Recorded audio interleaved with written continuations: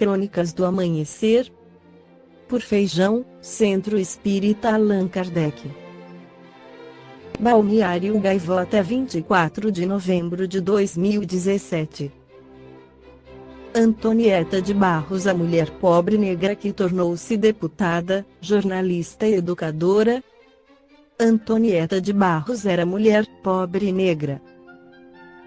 Contrariando as probabilidades relacionadas a esses três substantivos do início do século XX, tornou-se jornalista, educadora, militante e deputada.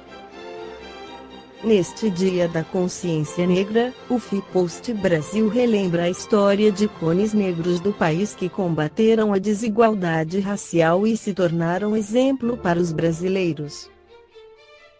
Antonieta nasceu em 1901 em Florianópolis, SC, e perdeu seu pai quando ainda era criança. Seus pais eram ex-escravos e sua mãe, para garantir o sustento da família, locava casa para alunos que iam estudar na capital catarinense.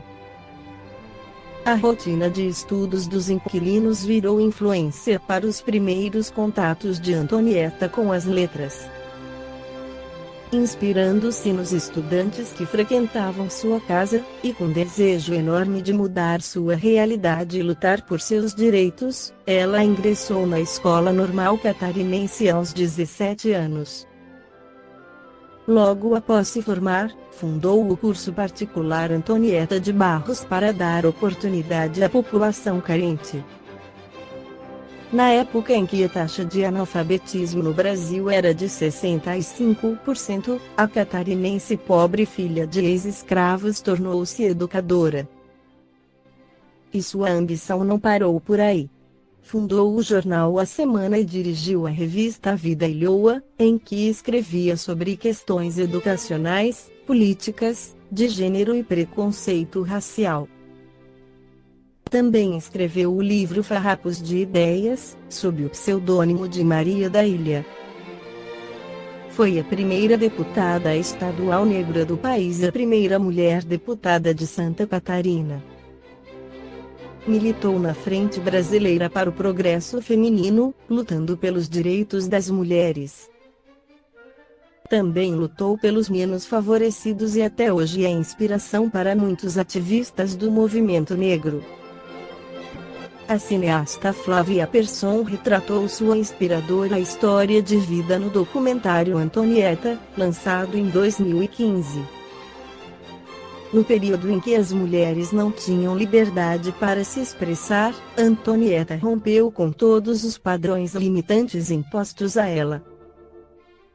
Sua coragem garantiu estudo às mulheres, aos negros e aos menos favorecidos que cruzaram seu caminho.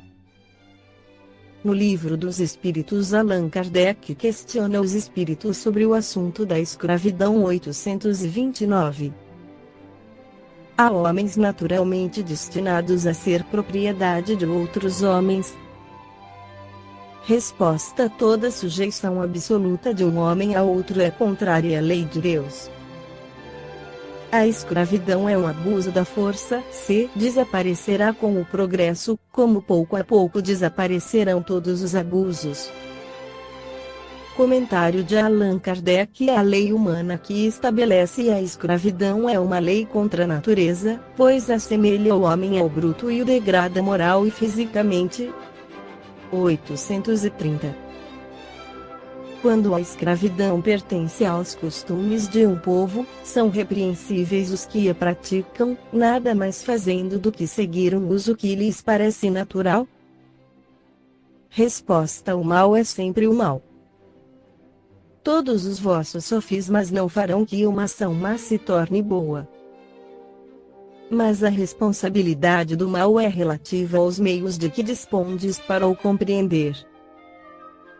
Aquele que se serve da lei da escravidão é sempre culpável de uma violação da lei natural, mas nisso, como em todas as coisas, a culpabilidade é relativa. Sendo a escravidão um costume entre certos povos, o homem pode praticá-la de boa fé, como uma coisa que lhe parece natural. mas desde que a sua razão, mais desenvolvida e sobretudo esclarecida pelas luzes do cristianismo, lhe mostrou no escravo um seu igual perante Deus, ele não tem mais desculpas. Na Revista Espírita de fevereiro de 1862, Allan Kardec traz um texto sobre o assunto, escravidão. Quando se pronuncia este nome, o coração sente frio, porque vê à sua frente o egoísmo e o orgulho. Quando um padre vos fala de escravidão, está se referindo à escravidão da alma, que avilta o espírito do homem e o faz esquecer a sua consciência, isto é, sua liberdade. Oh, sim, esta escravidão da alma é horrível e diariamente excita a eloquência de mais de um pregador. Mas a escravidão dilota, a escravidão do negro, que se torna aos seus olhos.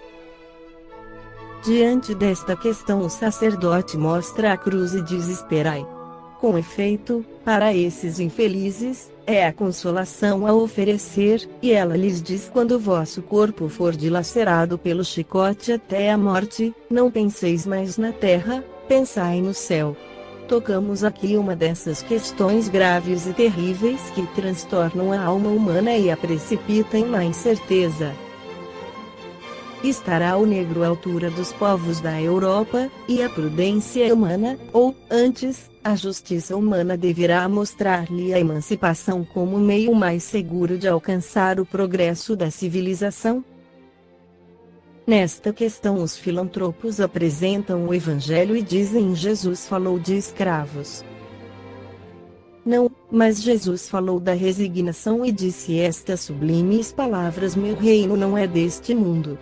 Bonnie Brown, quando contemplo o teu cadáver na forca, sinto-me tomado de profunda piedade e de apaixonada admiração, mas a razão, esta brutal razão que incessantemente nos faz buscar os porquês, leva-nos a nos perguntar a nós mesmos que teríeis feito depois da vitória. No livro Fragmentos da História sob a ótica espírita, Eurípides fala da escravidão moderna, mais perversa, porém, é a constatação de que, embora a escravidão tenha sido oficialmente abolida no mundo todo, ela subsiste, com outras injunções. Milhões de pessoas encontram-se constrangidas inapelavelmente a dilatados períodos diários de trabalho, além de prisioneiras de não poucas horas despendidas nas conduções coletivas ou individuais. Os pobres, por necessidade inexorável, os ricos por obrigação ou ambição. Sobre muitos ricos, escravos da ambição, trabalham cada vez mais, não tiram férias jamais e rotineiramente levam serviço para casa, para não perder o fim de semana. Quanto aos pobres, a maioria que tem um emprego compensa deficiência salarial com horas extras ou com a venda das férias. Mulheres deixam seus lares, seus filhos e seu destino de mãe e esposa, para passar o dia todo em fábricas, escritórios, lares estranhos, quando não na roça, nas rudes labutas das plantações ou das colheitas.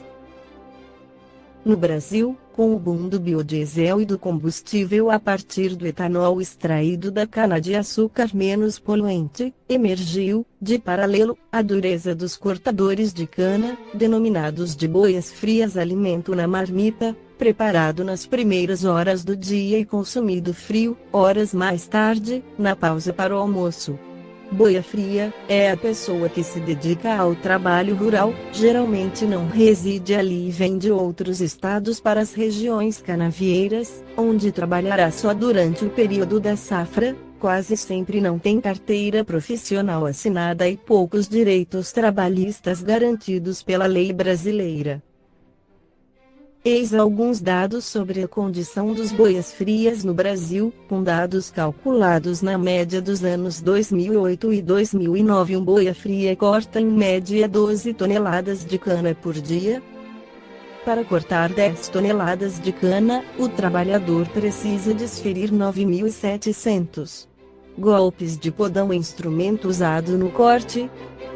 Cada tonelada de cana-de-açúcar queimada cortada rende em média R$ 2,20 ao esforço físico desumano de um cortador de cana. Em breves anos, provoca-lhe lesão por esforço repetitivo.